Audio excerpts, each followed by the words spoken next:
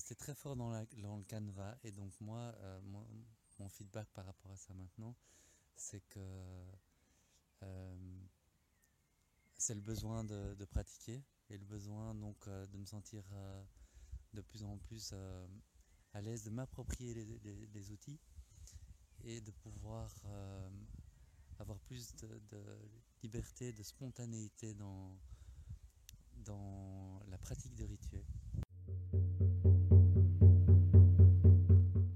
De préparer un rituel pour l'autre, ça m'a permis de prendre confiance en moi, confiance que je suis aussi guidée, que je reçois des clés et qu'en fait on fait jamais les choses seul, mais on a quand même quelque chose à l'intérieur qui est particulier, qui est unique et qui fait qu'on est peut-être la bonne personne au bon moment.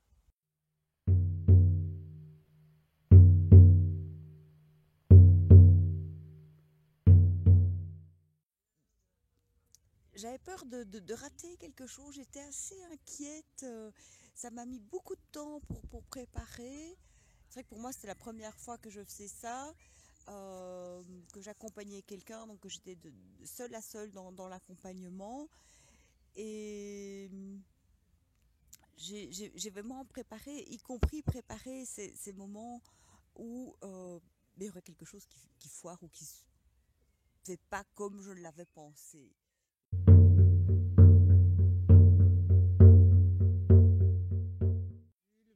Déjà moi j'ai fait un rituel, donc j'ai proposé un rituel pour une autre personne qui a été très très long.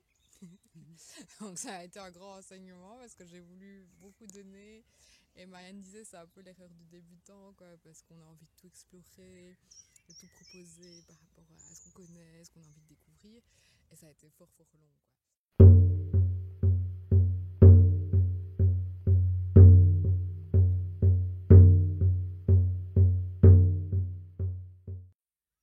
Le rituel que moi j'ai mené, je me suis sentie aussi assez en confiance avec moi-même, avec ce que j'ai préparé. J'ai bien senti le lien avec la personne que j'accompagnais. Et comme moi j'avais vécu quelque chose où je m'étais sentie bien, ça me donnait peut-être du fait là aussi davantage confiance dans le fait que j'allais amener une autre personne là-dedans. Et donc, je lui à elle aussi donné une certaine liberté parce que je sentais que je pouvais lui donner cette liberté. Et ça s'est vraiment super bien passé. Ce qui a eu un petit peu, c'est que ça a duré assez longtemps. Et que je me suis posé la question après, mais est-ce que c'était pas finalement trop long?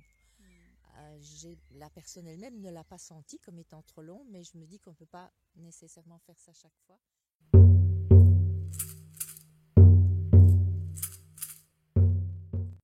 Par rapport au rituel que j'ai donné, j'aimais beaucoup les deux phases en fait.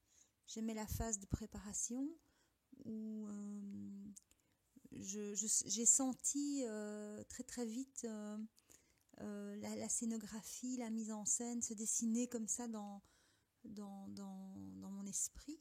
Donc la créativité venait très, très facilement alors que la personne m'expliquait ce dont elle avait besoin, l'intention qu'elle voulait mettre.